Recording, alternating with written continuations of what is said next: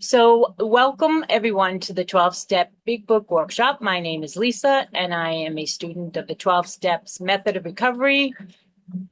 The only requirement for attendance is an honest desire to stop using addictions. We are not allied with any specific fellowship. We wish simply to be helpful to those who are afflicted.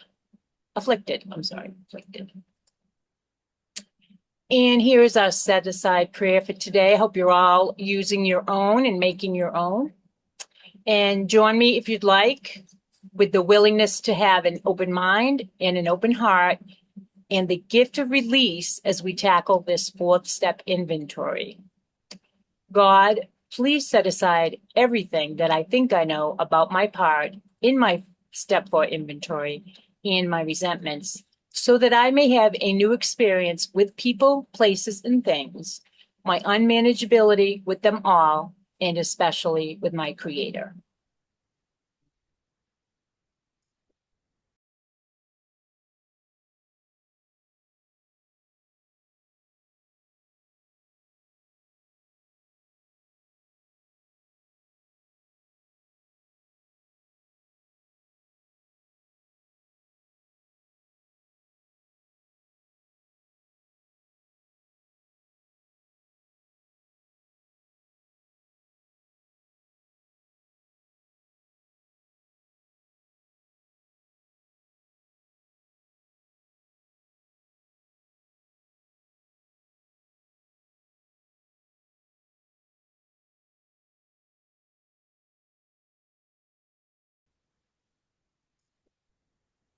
I need a new prayer. Mhm. That's a good one. So we're still on step 4. I shouldn't say still because it makes us sound like we're not getting along, but we are. This is the crucial foundation for lasting recovery. It drives our deep self-examination, moving us past blaming others to identifying harmful patterns like resentment and fear. And this honest self-assessment builds essential self-awareness, allowing us to change and forgive. So the spiritual concept of Wayne Dyer and other thought leaders frame our daily reality as a temporary dream, a journey of learning before we awaken to our true spiritual nature. The fear coma is, for years, I lived this truth in reverse. I was trapped in a coma of fearful thinking, acting as a passive observer while life happened to me. And the awakening came when my shift occurred. I recognized my own paralysis and reclaimed my agency. The filter of belief ultimately is our perception. It shapes our reality. And the beliefs we choose act as colored lenses. So if you wear a yellow lens, you will only ever see a yellow world. So then the world takes on the color of the lenses that I choose to wear. And I navigate through life immersed in that tinted perception, blissfully unaware of my illusions. The truth only reveals itself in the rearview mirror of recovery once I finally set the lenses aside. But we got to take those glasses off first. And the lens distorts reality, twisting my perceptions and thoughts. Because our awareness is shaped by this flawed perspective, our shared state of mind is inherently warped. As my irrational thoughts persist, they fuel negative emotions, creating a cycle of emotional distress. And this continuous feedback loop causes my perceptions and thought processes to become deeply dysfunctional. And those feelings generate an attitude which is totally distorted about reality because I have begun the dance, looking through my lenses that were warped, and now I am blocked from seeing reality as it is. I'm actually seeing reality as I am from my dysfunctional state of mind. Remember, I don't know that I don't know, and I don't see that I don't see because I am looking through lenses that I am so used to wearing to habituate my behaviors that until I wake up, I don't know this is happening. And this habit that comes from all of this distortion is very dysfunctional. I can't look at the naked beliefs that I have through the warped lens that I've been wearing. The only way to make sense of my inner world is to unravel it step by step. I have to look at my behaviors, recognize their dysfunction, and trace them back to the distorted attitudes, the diseased feelings, irrational thoughts, and delusional perceptions that created them in the first place. I was completely unaware of my state of mind because my perception was warped by the wrong lenses. And until now, I didn't even realize I was seeing the world with the wrong prescription glasses. I was completely blind to my own state of mind, viewing the world through a distorted lens without even realizing my prescription was wrong. I'm sure you've put on someone else's glasses before and you can't, excuse me, you can't see a thing. But everything changed the moment I put on the correct glasses. Suddenly, I stepped into an entirely new spiritual reality. My delusional, dysfunctional, and diseased patterns just vanished, and they were replaced by a renewed attitude and genuine emotions. This clear perception reshaped my deepest beliefs, ultimately guiding me into a life defined by joy, peace, and abundance. So, to clarify, our goal is to uncover the root causes, conditions, and exact nature of our values while also examining our core motives. We are starting to realize how heavily the ego has dominated and disrupted our lives. Operating from the ego leaves us highly vulnerable. Even a minor setback can cause us to spiral completely out of control. So this is the ego deflation at depth, and this is our story. This is my story, but it's all of our stories. To heal, this ego must be deflated to the depths we previously explored, peeled away layer by layer like a blooming onion. While our biological genetics are dealt to us by random chance, completely beyond our control, our upbringing is a different story. This is the chronicle of our family culture. It is an exploration of how that environment hardwired our survival instincts, dictated our thoughts, and ultimately shaped the people we become. So I grew up in a family dynamic that I could not escape, a culture that dictated every reaction to my life. Living without awareness of this cycle leaves me entirely at the mercy of insanity, doomed to a dysfunctional existence. To break free from this subconscious grip, or remain forever controlled by it. My emotional reality is the direct product of both predetermined genetics and family trauma. These combined experiences permanently stained my perspective, filtering the world through a negative lens. Guided by chronic fear and a lack of faith, my internal state dictates my external reality. No matter the actual surroundings, I bring my own turbulent weather with me wherever I go. Every lesson learned, person encountered, and emotional trauma endured stitched together my psychological development. Whether for good or bad, this heavy accumulation dictates how I behave and who I have become. It is the hidden architect of my mind, forcing me to view the world through warped, tinted lenses.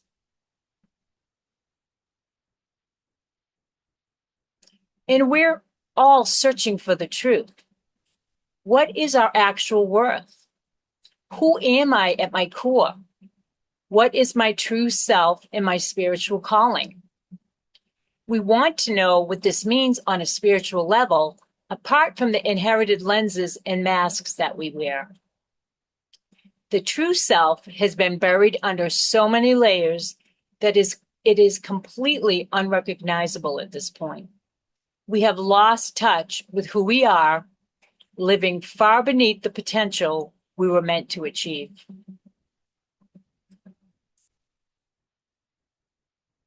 So when we're looking at column 3 through fresh lenses, it shows us why the set-aside prayer and that attitude are non-negotiable. This part of the process is supposed to show me my beliefs. But let's be honest, what do I actually believe? I can't intellectualize it, I can't just emote through it, and I can't read a book to find out. I have to look at my feet. My actions reveal my real beliefs about myself and my life. And this works externally too. It shows me what other people truly believe. I stop buying into their words and start reading their behaviors, which tells me everything about who they are and the energy I've been putting out into the world.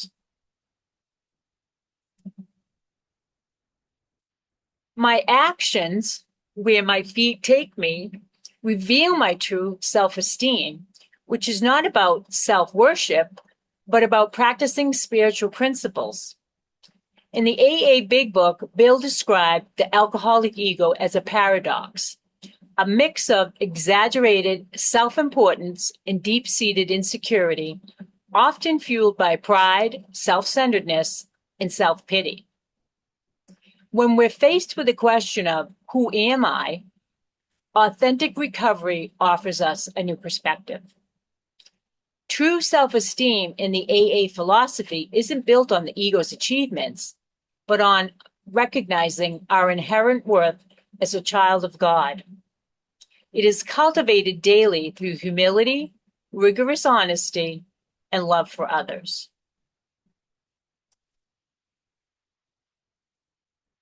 Then we have to ask ourselves, what do I really believe about other people? Who do I think they are? When Bill walks us through the 4th step inventory in the Big Book, he forces us to look closely at our resentments. This is because what I believe about others usually highlights my own warped judgments and toxic perceptions. So the whole point of the inventory is to completely revolutionize how we treat the people in our lives. It drives home the truth that love and tolerance of others is our code. Processing our resentments is what finally teaches us to view others through a lens of patience and compassion instead of harsh judgment.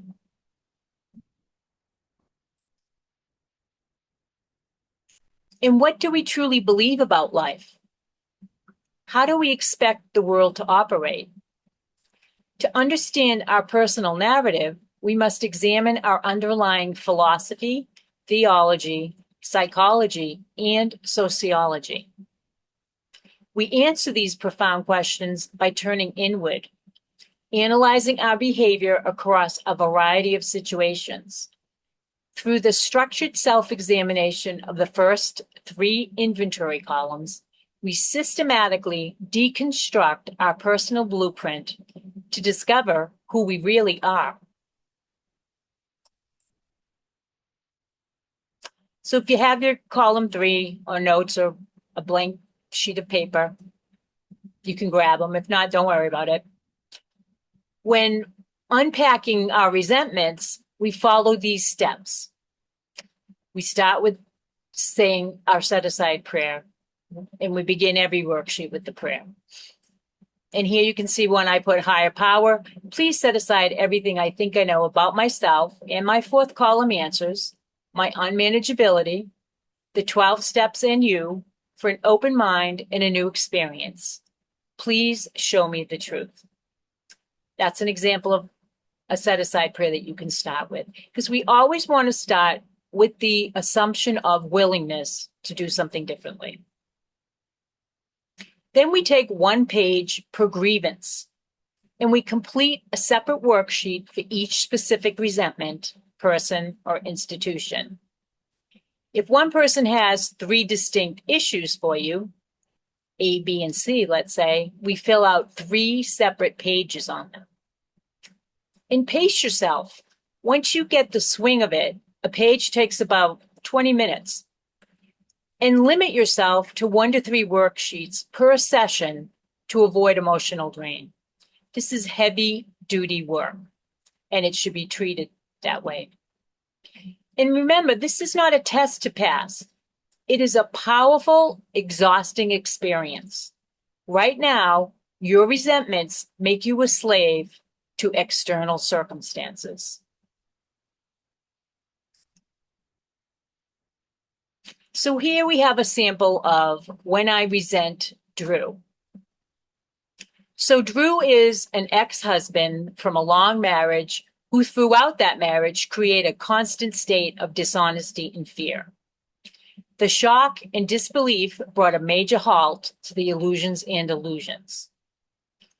Functioning with so many issues running through their head, remembering the times they had questioned him over the years, believing he was lying to them about other women.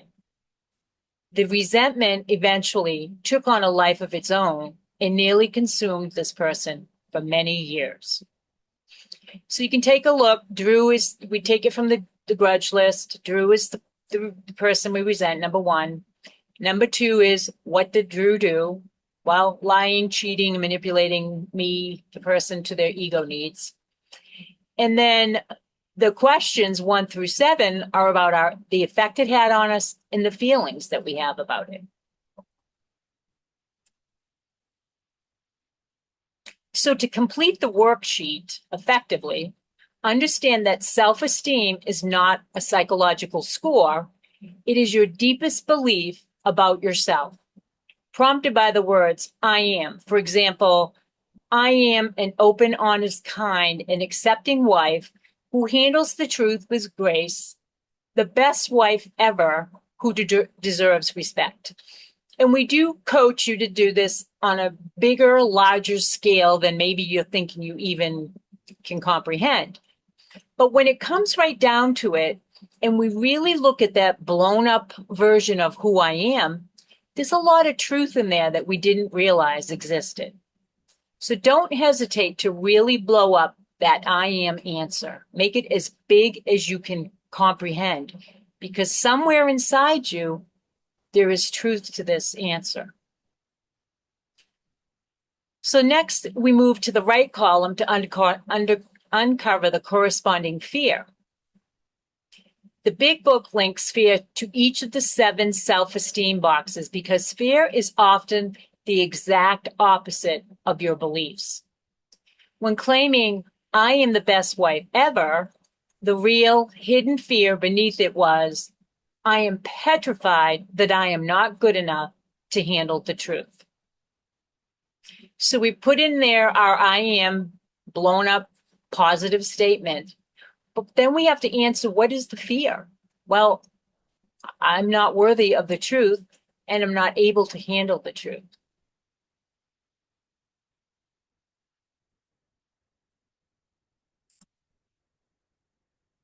So exploring both sides of the inventory is vital, but uncovering the fears gives us deeper insight into the pride column. In here, pride means how we want others to see us being treated. So to map this out, imagine you and your culprit, let's say it's Drew, are on a stage before an audience, whether in a theater, a courtroom, a wedding reception, any type of gathering with a lot of people that you might hear their opinions of you. We fill the room with coworkers, friends, or family, and we write out how we want them to see Drew treating us. We drop all social filters and get creative. You want the audience to see him treating us as a cherished, loved, respected, strong, and perfect wife. Because that's really what we want down deep inside, is to be seen this way by the people that we care about. And then number 3 is ambition.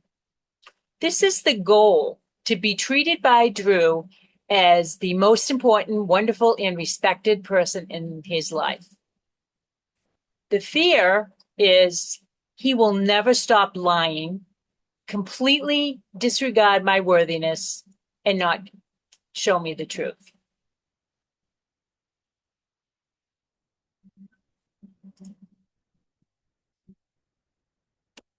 Before is security.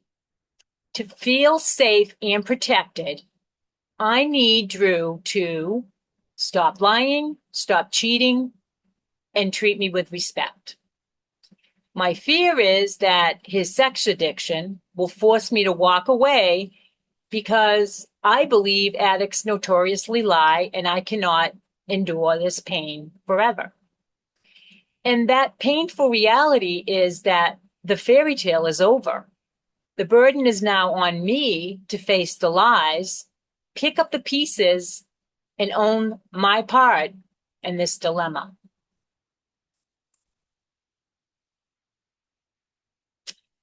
Number 5 is personal relations.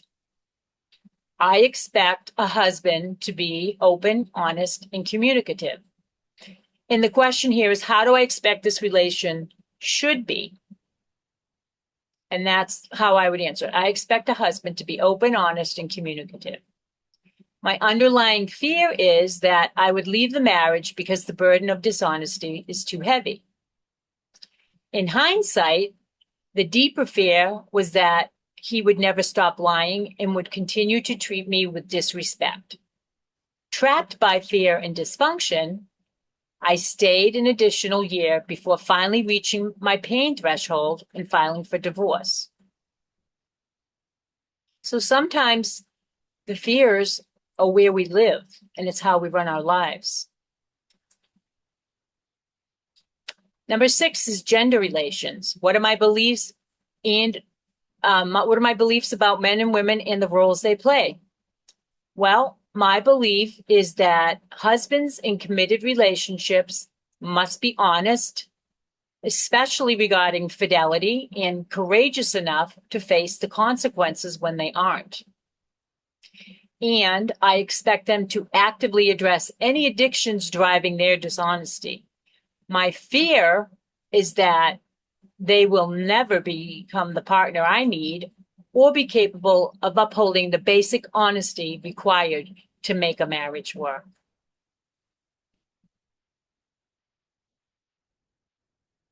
Number 7 is the pocketbook or the wallet, however you want to call it. But it's basically, what is the cost? What is the cost that what is the emotional price that is being paid for all of these events that have happened? And dishonesty directly threatens my emotional security. So I'm going to tick off that box. My fear is that these toxic behaviors will permanently damage me, leaving me with a broken picker and unable to find a partner who is open and honest. When evaluating how an injury touches your pocketbook or wallet, I look at the deep emotional toll rather than just finances. The price is dishonesty directly threatens my core emotional security. The fear is these behaviors will permanently damage me, leaving me blocking and staying away from ever attracting another partner who could potentially be genuinely open and honest, because now I'm jaded. But we would check off the ones that apply. Financial security, that could be considered part of this if Drew is spending savings account money on other women. Personal security is affected. I wonder if I did something wrong or if I'm contributing to this need to be with other women. It might affect spiritual security in the sense that if my higher power was really, in my life and protecting me, this wouldn't be happening. So it makes me question my higher power. It affects relationship security. I think now at this point, maybe all men are like Drew, which is an unfortunate way to think. But I think you guys can kind of see you can pretty much tick off every box if you really want to be thorough. And of course, the more thorough you are, the better results you're going to get. And hopefully you all had a chance to do the third columns this past week. The self-esteem and pride are two sides of the same coin.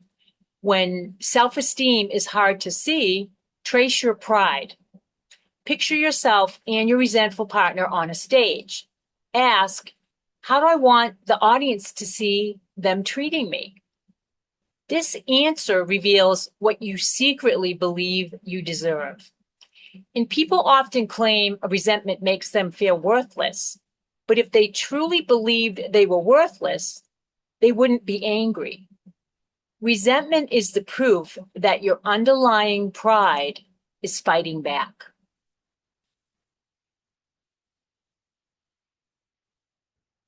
So use your pride column as a back door to evaluate your self-esteem and unpack your distorted beliefs.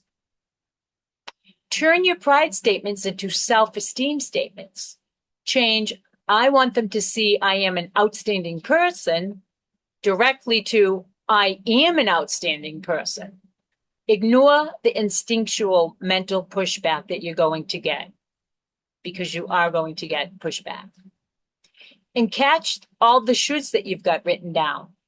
The easiest way to spot a hidden belief is to listen for the word should. Phrases like I should, they should, or life should reveal your own personal blueprints.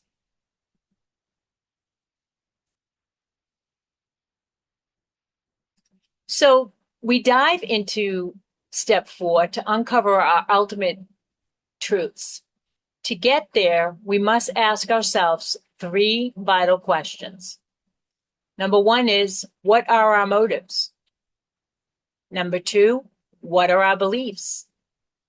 Number 3, what are the actual facts? So instead of just looking through our old lenses, we are now examining the lenses themselves. This shift requires real effort, prayer, and consistent practice. It also requires outside perspective.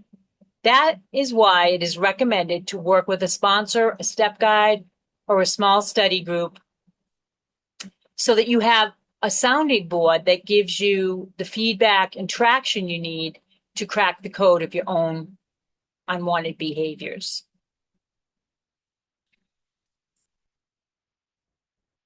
And every resentment is distinct. Even when directed at the same person or institution, each grievance exposes a new layer of our own self-delusion. Because our core beliefs are distorted, we constantly act on lies. So it is no wonder we hurt others and fail to achieve our own goals. Operating from this falsehood creates immense suffering for us and everyone around us. We are acting completely out of touch with reality, entirely blind to it, until we actively choose to open our eyes. Uncovering that truth is exactly what this process is all about.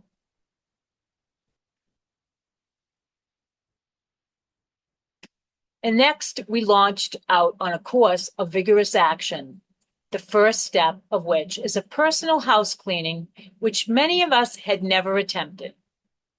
Though our decision in step 3 was a vital and crucial step, it could have little permanent effect unless at once followed by a strenuous effort to face and to be rid of the things in ourselves which have been blocking us.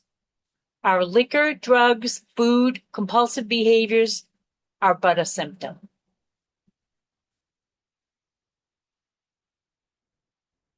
So uncovering the root causes of our addictions requires a fearless personal inventory, which brought us to step 4.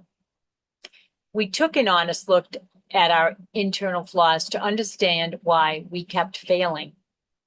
Recognizing that our own ego was our own worst enemy, we began observing its patterns. Above all, we discovered that resentment is the most destructive force we will ever face.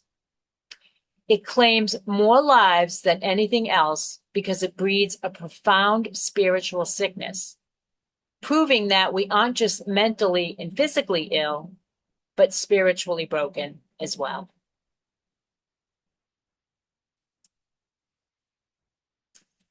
And when the spiritual malady is overcome, we straighten out mentally and physically.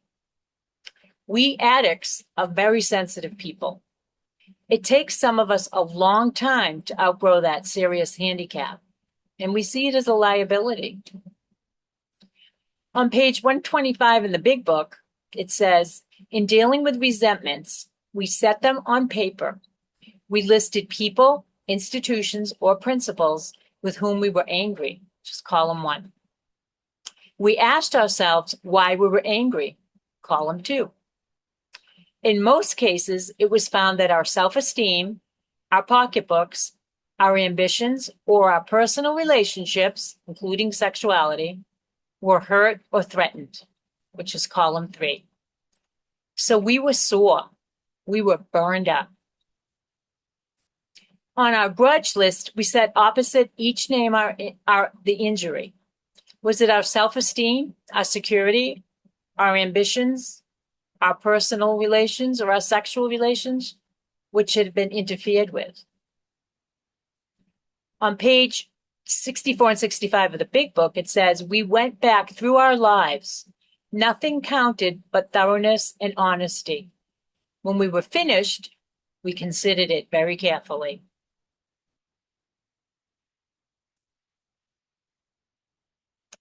So our natural desires for sexuality, financial stability, emotional comfort, and social status can easily take over our lives.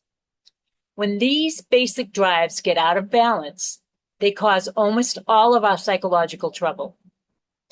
No one is perfect enough to avoid this. In fact, most deep emotional issues happen when our healthy instincts get pointed in the wrong direction, turning our greatest human strengths into mental and physical burdens. So step 4 is a deep, honest effort to figure out exactly how and when our desires became distorted. We look directly at the pain this has caused ourselves and the people around us. And by identifying these emotional blind spots, we can finally begin to fix them. Without making a real, lasting effort to face these truths, we cannot find true peace of mind or lasting recovery.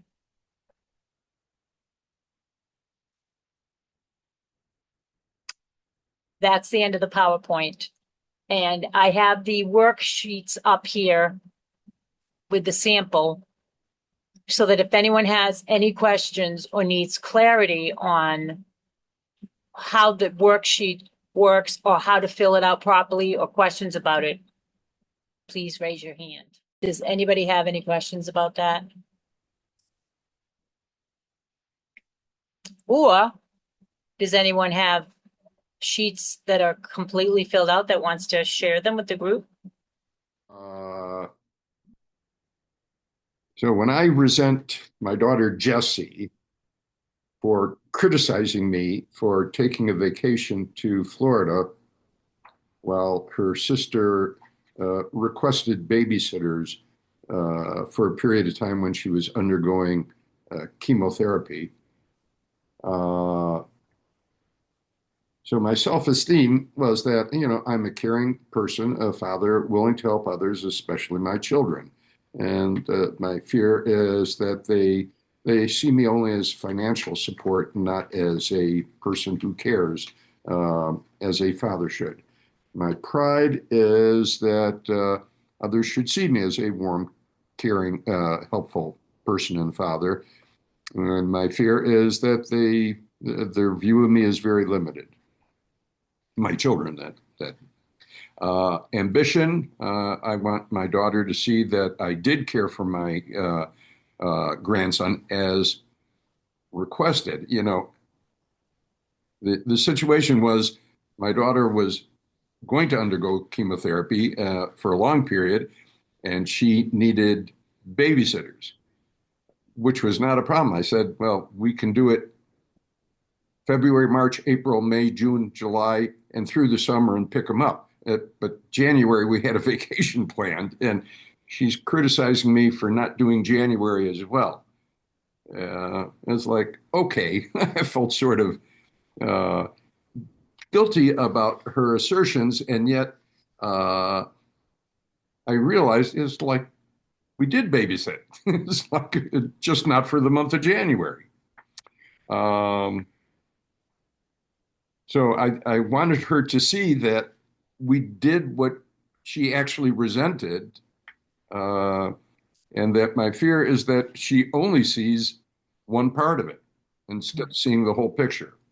My security is that I need my children to appreciate me so that they know that I care as much as my ex-wife, who I think sort of was obligated to do January, whereas February, March, April, May, June, it's like I did with my current wife. It's like, so I put an obligation on my ex-wife who wasn't working and had more than enough ability to do it. Uh, so it was sort of like, and my fear is that they only believe what my ex-wife tells them. Good.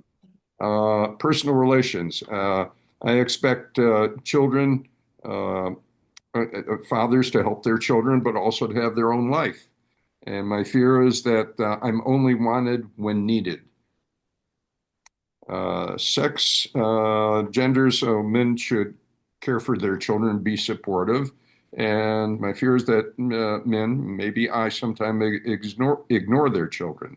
And I think, women, uh, should be supportive in that. And my fear is that mothers use children for their own needs, particularly in criticizing ex-spouses. All right, pocketbook. Um, so that nothing should interfere with my helpfulness, but I should not be seen only as a bank. And my fear is that, yeah, they only see me as a financial contributor instead of a person and father who cares. So that's my column 3. Good. The only thing I would have you change is under the gender relations, it would be I expect children. And then you'd fill that out. What do you expect that your daughter, what her behavior should be? I see. All right. Rather than, Yeah. okay. All right. And then I think I heard a little bit of a resentment there against the ex-wife. You might want to add that to your list. You know that, she's definitely a column 3. Also, yeah, she's a resentment. And the reality is, and I'll discuss it when I discuss my ex-wife, column 3, is that my children have always been more attuned to my ex-wife, but I see also that I sort of escaped because there were marital problems. And so a lot of my response was, well, I really don't want to be here. Right. So, Right. so Right. there's some truth, and yet there's also some delusion on my children's part. Yes, but there's also some wording in there that sounds like you're kind of letting her off the hook because you want it out of the marriage, which really does not have anything to do with what kind of father you are. Yeah. So we don't let anyone off the hook in a resentment, because if we're letting them off the hook, we don't really have that much resentment.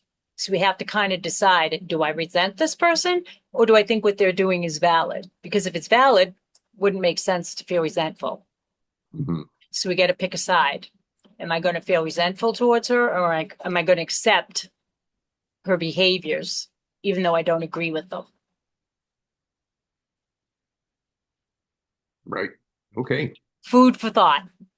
Absolutely. You'll hear that in my next column 3. Your next resentment. But you know what? When you get to the fourth column, we'd love to hear the follow-up so Oh, that we can hear how it progressed. you want to hear it now? Oh, do you have it? Absolutely. All right. So when I resent my daughter Jessie for criticizing me, my perceived role is that I'm a poorly appreciated father. And did the event happen? Yeah, the criticism did happen at one uh, time, and I was totally surprised I was criticized for it. Self-seeking. I thought that babysitting, taking care of my grandson, February, March, April, May, June, and July, as well as picking him up all summer long in daycare, was what was asked of me. And it's like, oh, I forgot January. Well, no, I didn't forget January. It's like I was going on vacation in January.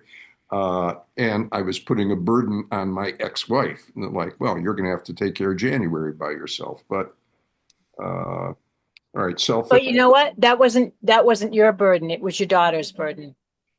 Right, right. And that was not really communicated terribly. I thought I was doing exactly what was asked for because not Yeah. much more was asked for me. It's like, Mhm. so selfish. And you know what? I want to point something else out too.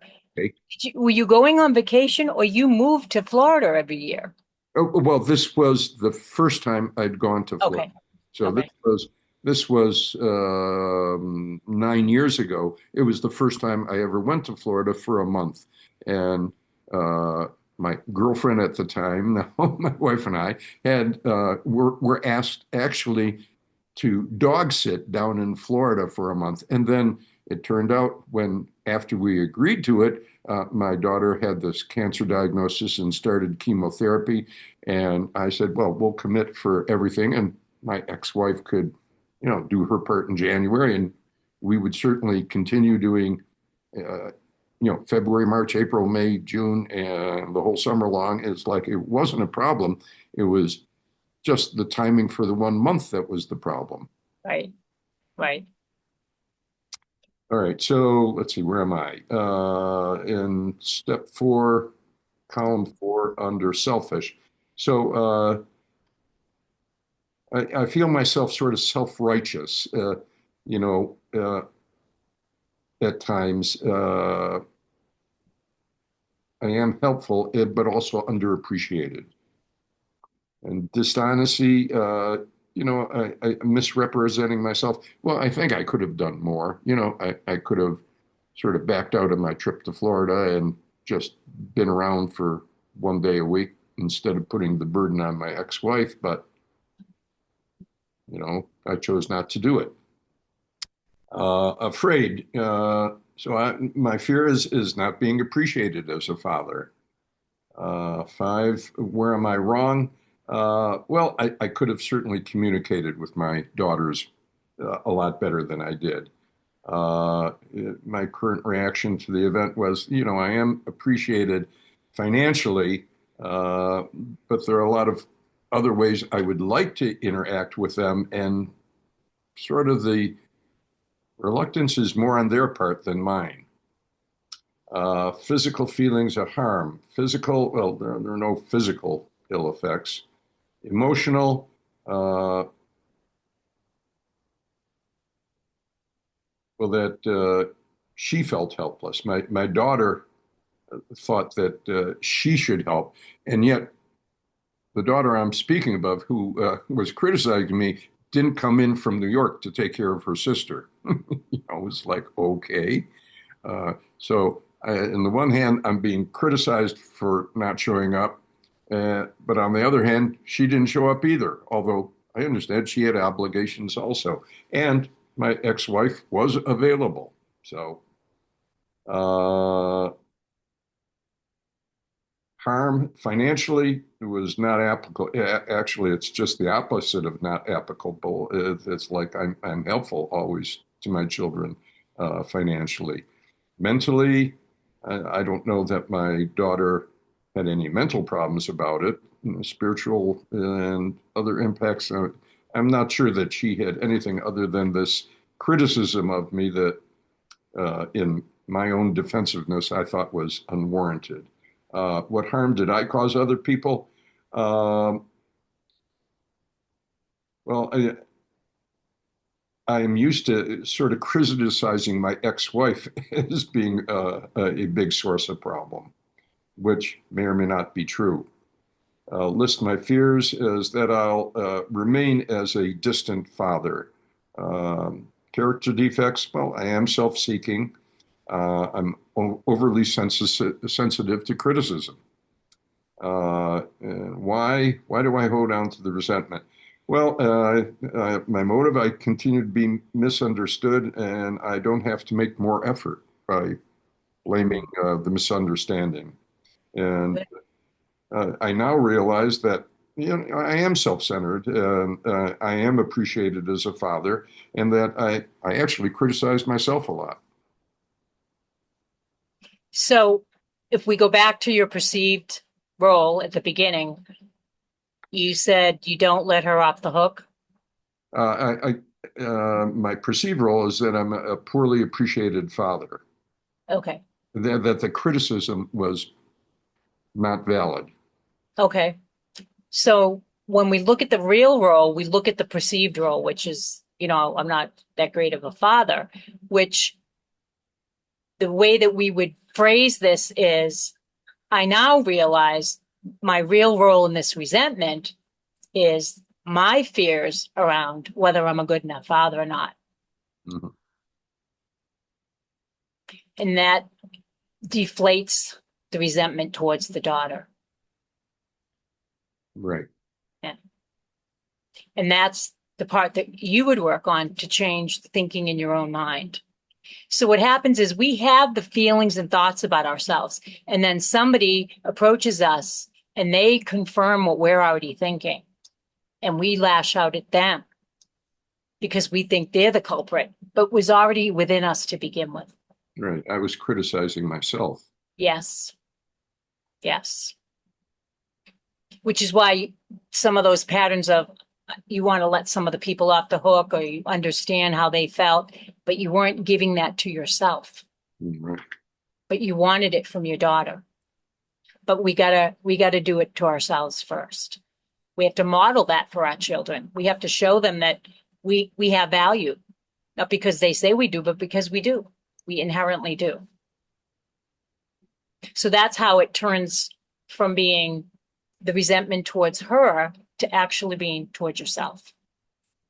We crucify ourselves, but blame other people. And that's kind of good news, because if we're the ones that are actually doing it, we have a semblance of control over whether we continue to do it or not.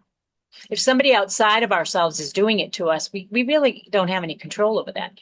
But if we're doing it to ourselves, we get to change the situation.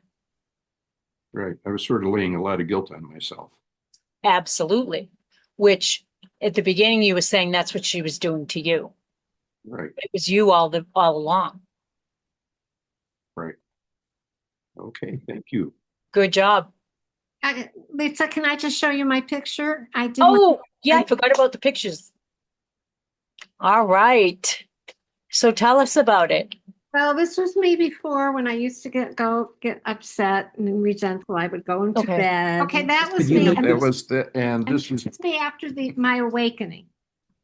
And that's a picture from Wizard of Oz. This is Dorothy, but it's me. And I'm on the yellow brick road. And this is the Emerald City. And basically, the Emerald City is just home. I just wanted to show you. Very nice. Now, what made you decide to do the yellow brick road? What's that? What made you decide to use the yellow brick road? Was there anything specific? Well, I always loved the Wizard of Oz, and I always loved Judy Garland, and it's just been a real large part of my. It's occupied a lot of room in my brain. So Nice. Nice. There is some literature out there, and I think there's even a book that's been written that compares the story of the Wizard of Oz to a child growing up in a dysfunctional home. Yeah. And all the indicators throughout the story. Absolutely. Yeah. Thank you. Very nice. Thank you for sharing that. I think so. So I've only done column 3, Okay. and it's on my daughter-in-law. Her name is Courtney. When I resent Courtney for not being nice to my son when he is so kind, ignores my grandson when he says he really had a good time with me, and she never thanks me for all that I do. My fear is that she will always be mean to my son and the children and will never thank me. Self-esteem. What is my deep belief about who I am? I'm a kind mother-in-law and loving grandmother who plays and nurtures the grandchildren, who does so much for them. My fear is that she doesn't think much of me. Pride. I want others to see me with respect. Thankful for I want others to see me with respect. Thankful for all I do for them. My fear is that I will never see that day. My fear is that the fear was she doesn't think much of me. 3 is ambition. What do I want to happen? I want Courtney to treat me with respect and be loving. My fear is I will never see that day. 4, security. What do I need in order to be okay? And why? I need her to acknowledge me for all that I do, to thank me for everything, because that will make me feel worthy. My fear is she will not be loving. She doesn't know how to thank me. Personal relations. How do I expect this relationship should be? I expect daughters-in-law to look up and be kind and to show her love to her husband. My fear is I'm afraid she's incapable to show her love. Sex, gender relations. What is my belief about people? A real woman should be compassionate and kind. My fear is my expectations are too high, and it affects my peace of mind and worry about my son. And my fear is I will always suffer when I see her being cold to my son and not show any affection.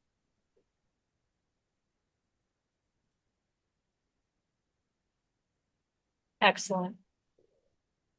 So you didn't go on to the 4th column yet? I haven't done the 4th column. I will though. Okay. Because we want to see the end result. Yeah. Very good. Now, when you put number 2, which is the reason why you feel resentful, you said she doesn't treat your son very well. She doesn't acknowledge the relationship you have with the grandchildren. And was there a 3rd thing? And she never thanks me Okay. for all that I do. Okay. My suggestion is to break that up into 3 resentments and treat them each individually. Oh, okay. Okay. Because they are different things. And, we want to get as thorough and deep and as close to the truth as we can get. Because the more we do that, the more it goes away and you won't have to ever do it again, hopefully. So put as much information in there as you can for each one and treat them separately. Okay, got it. Okay. Hi. I wanted to show my pictures. Yay. The first one, I don't know if you guys can you all see it? I'm going to make you bigger. That's how I feel, like all that mud there. Going through all the years of all the stuff. It felt like sludge to me. But today I wanted to say I really worked hard on the first 3 steps this time, and I really felt like it was beneficial.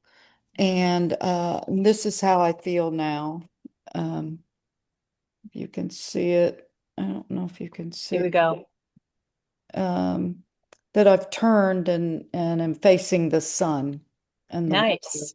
instead Yeah. of looking backwards. And that's how I feel today, that I feel more hopeful and more trusting in my higher power, and that there is light beyond, and that going through the murkiness that I've had to, sometimes it did feel like trudging through, and at times it still does, because there's a lot of uh, childhood stuff Yeah. and present stuff that I've gone through because of learning, uh, not having given my higher power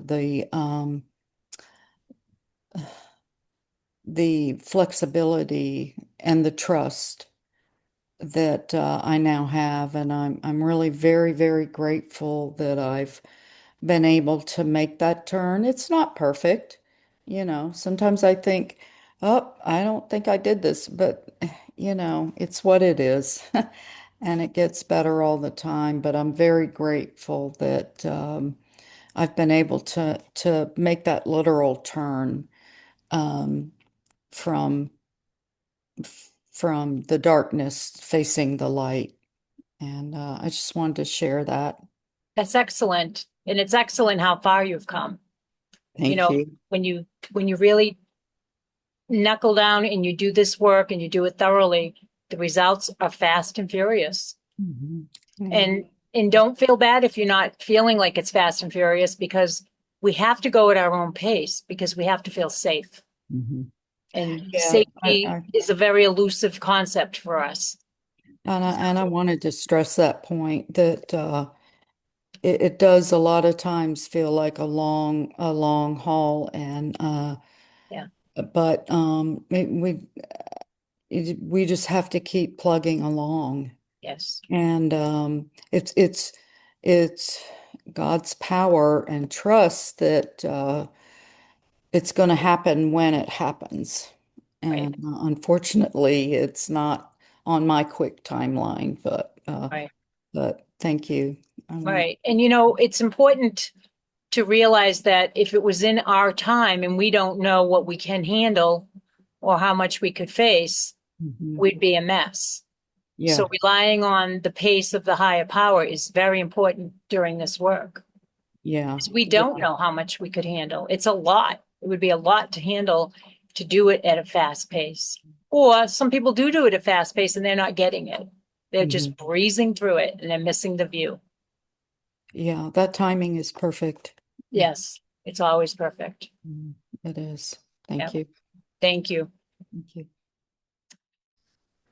I think I don't have a problem like finishing the one that I did, I think around my father, because I think I talked about it last time, and there's a lot of people here today, but so I'm not gonna turn it into my thing. But I am, I think I'll lead with the breakthrough, and then I'll get correction if I wrote some wrong things on the sheet. So the breakthrough that I had, like I kind of knew it, but I got it like in a real deep way. And I sort of got the breakthrough because like I'm doing something new. Like I do the printouts, but Mhm. but I also kind of do it through AI. Mhm. And the AI thing, it's not that the thing thinks, but it catches what I'm doing. And in my situation, it knows me very, very well at this point. And around my father, like what I saw, and it wasn't what the machine saw, it's what I actually said to it, is that and I'm gonna go for the things, but I'm giving you the end early, is that I I'm active in my addiction so that I can have a relationship with my father. That's essentially like what, but like in a really complicit way, Yes. because holding on to the resentment helps me exacerbate, like continuing to act out in a way that's harmful, if that makes sense. Like 100%. continuing to pick up. Not that I'm not saying that everything he's going to do I'm going to be okay, or he's going to be washed white like the driven snow, or whatever. I'm not saying any of that kind of stuff. I'm just saying that I saw it really clearly that I'll pick up another resentment for him just so I can stay small. And then there's also this thing that I read about in this book that I have. This lady, she was so afraid to surpass her parents. And and one of the main things she had with her father was just like he would give her money. It's just like just that kind of stuff. So, so the specific stuff, like I'll go through it. Sorry. Let's see. Hold on a second. Yeah, it was. I'm just trying to get to it. Um, Sorry, hold on a second. So, yeah. Okay. Yeah, four. Column four. So, yeah, when I resent, I think it's when I resent my father, I think for being abusive and condescending to me, um, the things that I do when I feel this resentment. So when I feel this resentment, I get really upset. I slow down on the actions that I'm taking to better my life and spend more time than I should just thinking negatively in general. Two, self-centered thinking. I start thinking about how much money he has, and how much money he has that I should get now, and that he should be giving me more money than he is already, and that his money is my money and stuff like that, which is wasting my time. So instead of like really actively working on my projects, I'm concerned about his 7 or 8 figures or whatever it is, which is, it doesn't really matter. It's not mine. Um, so dishonest or delusional. How am I misrepresenting myself, my reality, or excusing? I believe that I can't do it myself and that God doesn't want me to surpass him, which is a strange delusion that I've created, not that God created. I created it. And I excuse myself for not earning properly and excuse myself for not taking care of myself. Yep. I'm afraid. What fear of not getting what I want or losing what I have? What fear comes up when I think about this resentment? I'm afraid that I'm not going to get the help that I need. I'm afraid I'm never going to earn the money I need to earn, and that God's not going to help me, and that there is no help. And the fear that comes up is the fear of success. Like if I really am successful, then I'll have no relationship with my father at all. Yep. So then 5, responsible. When I recognize or admit my accountability for my feelings and reactions, when I feel this resentment, when the original event occurred and I was over 18, I stopped talking to my father for like 5 years. When he, and I actually think I was working one of the other programs, but I needed to really do like kind of like black belt detachment. So I did. I just stopped talking to him. He sent me letters. Like we did like a letter thing or something like that, but we just didn't talk on the phone because I just didn't want to like indulge in the abuse of gaslight and stuff. So there was a stretch of 5 years. So I've chosen not really to go back to that extent anymore. But there was a stretch because of how he behaved that I did stop talking to him completely. And I think we had some kind of connection.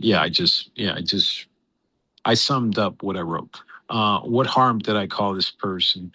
I still kind of owe him money, and I didn't write it, but like I get the impression that the addiction I'm working on now, and then my other money addiction, kind of probably at times do keep him up at night. If I'm going to be honest, because I'm not a young man, and he's getting older, and he's like, uh, so I think that causes worry, and at times keeping him up, I'm sure. And what's going to happen to me when he passes away because of my money addictions and effects on his mental, spiritual, financial health. What harm, if any? I think in some ways maybe the fact that maybe at times he's caught me like tanking my success. You know what I mean? Like I can't remember exactly when, but maybe that's sort of like what goes on. But yeah, I do actually still owe him money. List my character defects: entitlement, jealousy, bitterness, unwillingness to change. And why do I hold on to this resentment? I already said it at the beginning.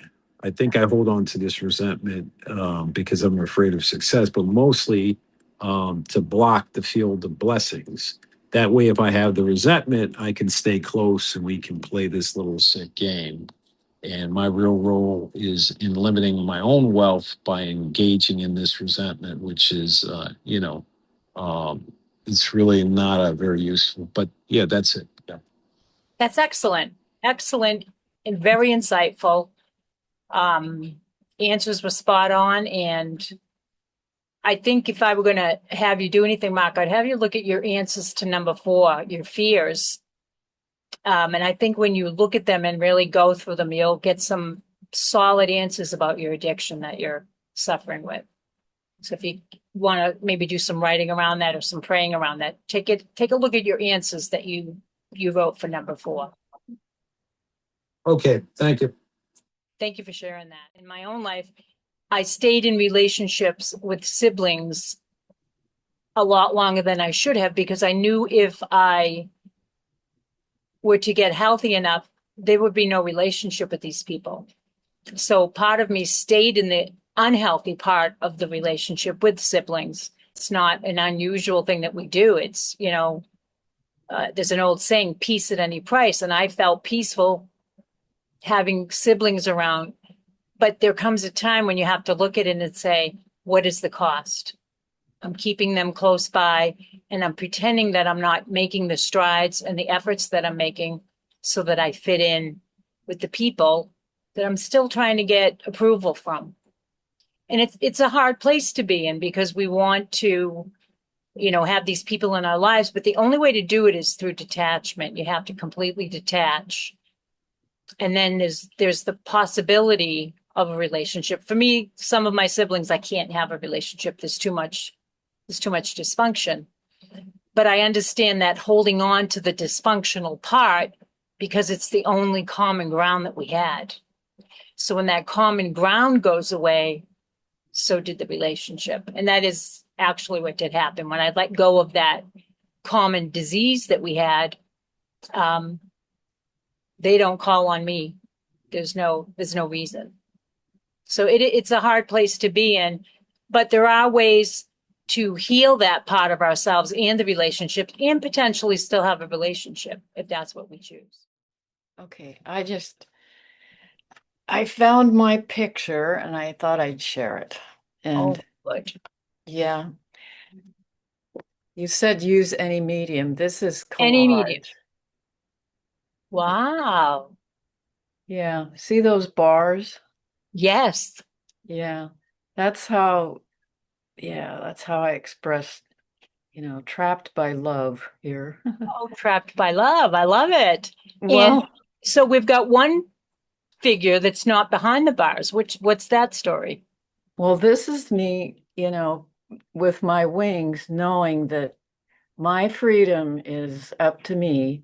Yes. And yeah, if I feel like I'm in this cage and I'm sad and everybody goes on vacation except me, and Right. here's these ladies are very traditional Yes. homebodies. Yeah. Yes. They look like something out of the Norman Rockwell or something, those old pictures. Well, these pictures are couple, especially that perfume commercial. That's from a 90s magazine, early 90s. Wow. Yeah. Wow. So, but yeah, I love yeah, it. just Did you have fun doing it? I did because Good. that's my medium. I like collage, one of the things. But anyway, I had to dig that out. I thought I'd share it. Thank you for sharing that. And I really appreciate you doing it. And anyone, if you haven't done it, at any point when you do get to the place where you have it, we'd love to see them, Mhm. to see, how people express that feeling of that entrapment that we are all trying to get away from. Mhm. Yeah, Excellent. it's all in our own heads. Yes. Yes. and just And getting, when, I'm honest about it, with yep. my husband and everything. He's, he, eh, when you get older, like he'll be 80 next year. I mean, and I'm right behind him, then it's more difficult to Mhm. get out of the house, get out of the routine to, Yep. yeah. That pathway gets very beaten and it's hard to get off of it. I know, and I just Yeah. don't, I'm not there yet. I don't want Mhm. to be a homebody, so. Yeah. And that's okay. That's the Right. beauty of it. It's okay. Mhm. So hang on to the pictures, anyone that's done them, because they're a great reference to look back on. And at some point, I'm going to ask you to do the new picture of who we are now, because we've all grown, we've all made great strides. We're going to want to see an updated picture. So keep that picture. I love it. Go ahead. Yeah, hi. Um, hi. Well, I just wanted to show my picture. It's a preliminary sketch. Okay. Two preliminary sketches, actually. So here's my I am uh-oh, how does that happen? Here is my picture of me drowning. Hold on, let me see if I can get this going. I can't. Oh, Up, up, that's pretty up. good. Yeah, Okay. that's pretty good. Yeah, So it looks like, oh, I'm we've got below a wheel. I'm below the surface and it's looking Ah, down and I'm trying to swim up, but I'm below the surface. wow. Are you drowning? Yeah, Okay. And all that stuff around you, what is that? that's air bubbles. Oh, Air okay. bubbles and the water, the water sort of like making rings. Yeah. Now, it looks like there's maybe a weight attached to your foot. Yep. What is that about? That's my resentments and my Oh, addiction and my inner turmoil. wow. Very thought-provoking. I love it. Okay, but here's the other picture. A little bit higher. Oh, Higher, higher. Oh, there we go. Oh, nice. So give us the time frame. uh, I guess this is the first one with me drowning is up until about a month and a half or 2 months ago. Good. And then I started to swim a little bit better. And so far, I haven't so far this month I've gotten money. I receive a very sizable pension, and I was blowing it every month, on my craziness of choice. And it was a debting and a gambling sort of addiction. And now's the first month where I haven't spent a penny on it. Wow. So I'm actually feeling pretty good about it, but That's huge. but I'm That's I'm very huge. cautious. It is huge for me, but It is I'm very huge. cautious because I've effed things up before, you know, That's and, okay. so Yep. I'm trying, and it Yep. seems to be And you got working. to remember, it's a pendulum. Yeah. Recovery's a pendulum. We swing over here, we swing back, and we swing, and eventually that pendulum's going to land right in the middle where it's supposed to be. Well, I'm hoping the arc going away from the craziness is a very long one and goes in slow Yes. motion. Yes. That's exactly what is happening. But we always have to remember we are human and we are born unmanageable and we'll die unmanageable. And what happens in between those two things is mostly, but not always, in our hands. But we can't control everything. Well, I certainly can't control the actions of other people, and we Exactly. certainly cannot control the actions of the people we target in these resentments. And Exactly. some of it's true and some of it isn't. Right. It's all in a continuum, but we can certainly control our own reactions and our own way of viewing it, which is what this is all about, and Yep. hopefully not screw ourselves up anymore. Exactly. Exactly. That's the goal. Yeah, the That's the goal is to work. become the goal is to become a happy person, Yes. you know? In spite of everything else. in spite of all the mishigas, as they say. Exactly. Exactly. Excellent. So you're going to make another picture from I'm this? going to This is, actually draw it. I have a little talent, a modicum of talent as an artist. One of my paintings is this thing. wow. And, so I paint, but, my preliminary drawings are sometimes very cartoonish. That's okay. If that represents you, then that's perfect. And you know what you have now is you have both sides. Like I was saying to Anita, I'm going to eventually say I want you guys to do your mostly recovered picture. So you could literally hang those on the wall, and every day you could get up and say, which picture am I going to be in today? Am I going to be sinking or swimming? And it's a visual reminder, which really helps with recovery a lot. So you've set it up perfectly. So make it frame worthy because someday you might want to sell it. No, I don't sell. You know what? I paint things so few and far between that I don't sell anything. I just keep it. Maybe it's a conceit, maybe it's an ego thing, an ego-driven thing, but I never let go of my work unless I give it away as a gift. Nice.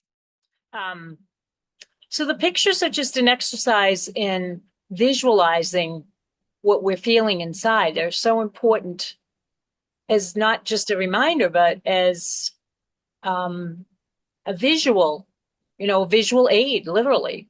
They really can help out. So don't make your pictures and then chuck them in the trash. They're very important pictures.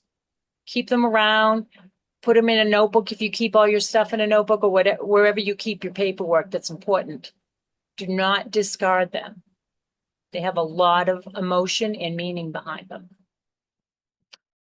I have my picture from the last time we did this, Nice. and I'm ready to share it because everybody else is sharing it. All right. Okay, hold on. I've got to get my video on, don't I? Okay. But I'm not sure if you can't see very well, can you? I'm going to make you bigger. Okay. Okay, so I'm a teenager in a mini skirt and I have all these choices and I don't know which choice to take. And I always seem to have taken the wrong choice. So that's the harder choice, not necessarily the wrong choice, maybe the harder choices. The harder choice. Thank you for that. Yeah.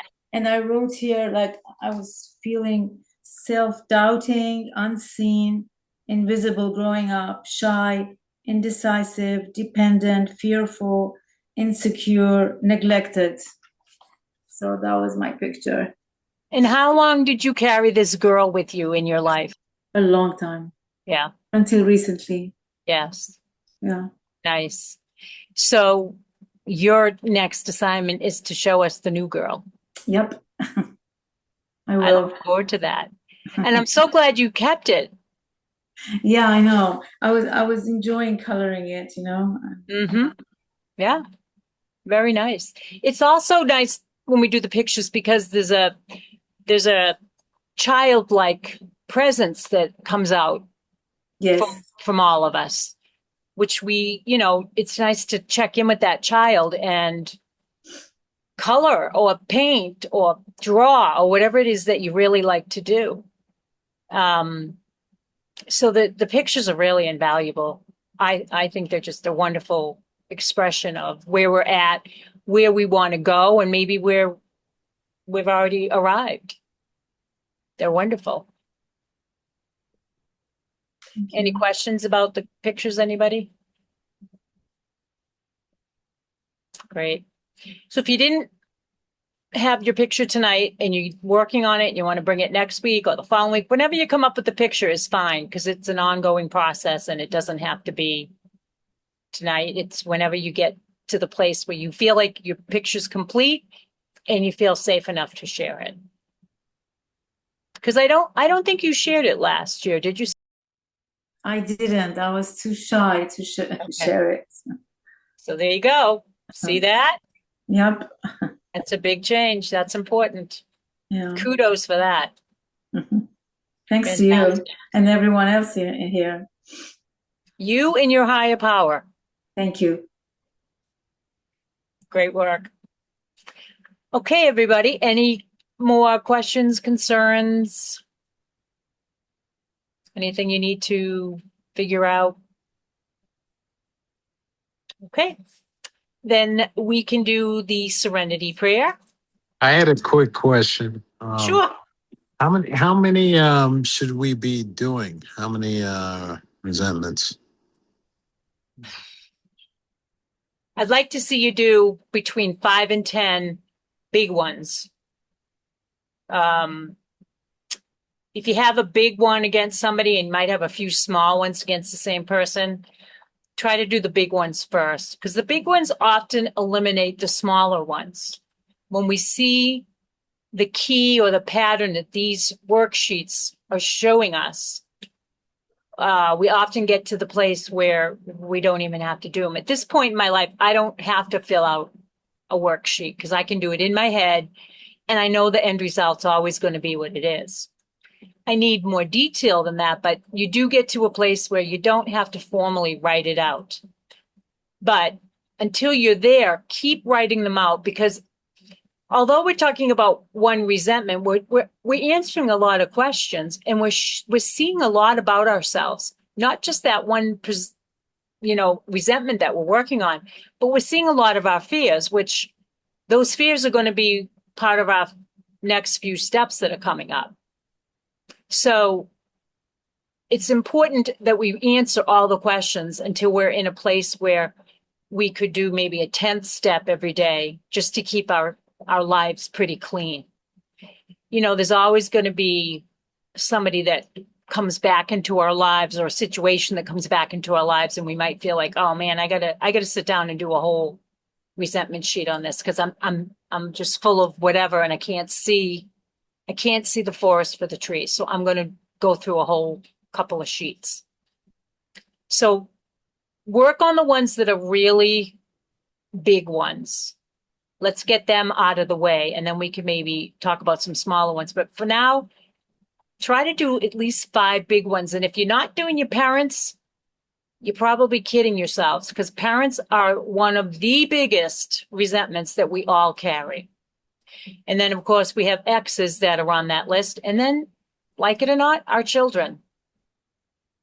There's a lot of emotion. And wherever there's a lot of emotion, there's going to be some resentment. So if you haven't done your parents yet, and you haven't done an ex or something like that, and you feel like there's some unresolved stuff, work on those. And then the last one that most people work on is the self. And I think I'm going to actually do one night, one class for everybody to just do a resentment on themselves so that we can go through it, because it's really tricky to do a self resentment, but we all harbor them. So don't do yourself right now. Do the other people that really bite your ass and really get your blood boiling. Okay, okay, sorry to interrupt, but yeah, that's like the number one I have. So Yes. And that's the most common. And it's funny because I work with people a lot on 4th step, and they'll say, I didn't think I had to do my parents. Well, how'd you get here? What was the process like? Was it Wonderland, or was it a horror show?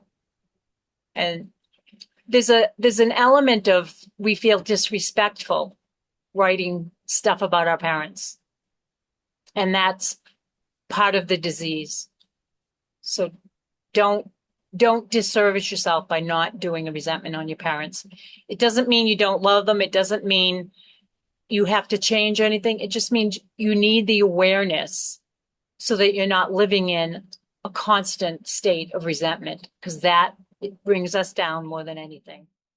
It brings up a point. My parents have been gone for a very long time, and I no longer harbor the resentments. The resentments that were once there just don't mean anything anymore. I miss them more than anything, and I don't really look at the bad stuff anymore. I try to only remember the good stuff. So if, like, Okay, we were talking but about a while back. let me stop you before you go any further. That's delusional thinking. Yeah, but because but it has to be something that's present in your mind. And if but it's it not present in my mind, am I deluding myself into thinking that I don't have any no, resentments but towards what them? could happen is maybe you had a relationship with your parents when they were alive, whatever it was, and now you're seeing it play out with a child, a spouse, a best friend or something. And you would work on the resentment, the newer one, but to follow it back to its origination really cleans it out of your system. So although you Okay, might so feel like, it doesn't have to be then an existing resentment towards them. no, It could be a resentment towards a third person that has its germination in my relationship with. yes, yes. And let's remember, all resentments are in the past. So even if your parents are in the past and they've passed, the resentment is not anchored to that. The But resentment, it has to be present at the moment. It has to be something that is affecting your psyche at the moment. yes, yes. But like with your spending, you might have a pathway to one of your parents that you Oh, never it's for both of my recognized. parents. Believe Okay, me, it's both of so them, you know. if you're struggling with a spending addiction and your parents have a connection to that, you got to examine that. Right, but maybe not as a resentment, as a germination. Maybe It's not as a probably resent. I'm going to say it's probably semantics. Okay, Okay, okay, so a resentment can be resentment, anger, disharmony. It's a lot of definitions. Okay, okay. so don't get caught up on the wording so much as the feelings. But those events 50 years ago, we think, well, it's 50 years ago. Why do I have to deal with this? Well, because it's still happening. We might not recognize it from its origination, but when you start doing this work, you start going back further with the work because you do the work and you say, I'm not getting the results I want. Well, you haven't traced it back far enough. Well, I actually have. I admit to their complete well their existence in all of my problems. But whether I find that I resent them for it or not is something that is gone. I'm not the same guy that I was in my 30s and 40s. You know, I'm almost 70 and I've forgiven, you know, I've But forgiven, did you you know, forgive without examining? um, no, I actually kind of thought about it, not in the way that we think about these things now, but you know, I understood, you know, they were very hardworking people, and they were, you know, I don't make excuses for them, but I understand that, you know, they tried their best given what they had, and they screwed up, and you know, so I don't blame them. I just, you know, Well, this isn't blame. It's resentment. okay, Meaning, if my parents hadn't done X, Y, Z, I wouldn't be doing A, B, C. I got to look at that. okay, When you're comfortable. If you're not comfortable, don't try to attempt it. I'm not going to force you into doing that because it's not going to work if I do. But at some point, you might decide, you know what, maybe I do have to take this a little bit to the next level because I'm not getting enough resolve or I'm still okay, using and I can't figure out why. okay. Okay. So just be willing to be willing. That's all you have to do on that score. I'm very willing to be willing to be willing. Perfect. Yeah, the only thing I would add as an outside force is, you know, like one of the things that I do that's helpful is I do two-way prayer as part of my morning routine.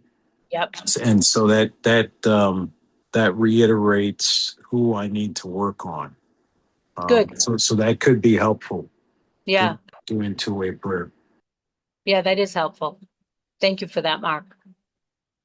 And I think most of us are doing two-way prayer. I do a two-way prayer, Yeah. not every day, but I do it. Right. Yeah. Right. All right. Excellent. Anyone else need any clarification or? Good. Um, Serenity prayer. Everybody want to do that? Awesome. Okay. God, God, Please grant Grant us us the the serenity serenity, to accept the Accept the things that things things we we we cannot cannot change, cannot change, the courage to change, courage courage to to change change the the things we things we can. can, And the and wisdom. the The wisdom to difference. know the difference. Thank you. Amen. Thank Thank you. Thank you, Great job, Lisa. everybody. you. Very good. Keep working. Keep it going. Any questions? Send me a text or a email and I'll try to answer your questions. Awesome.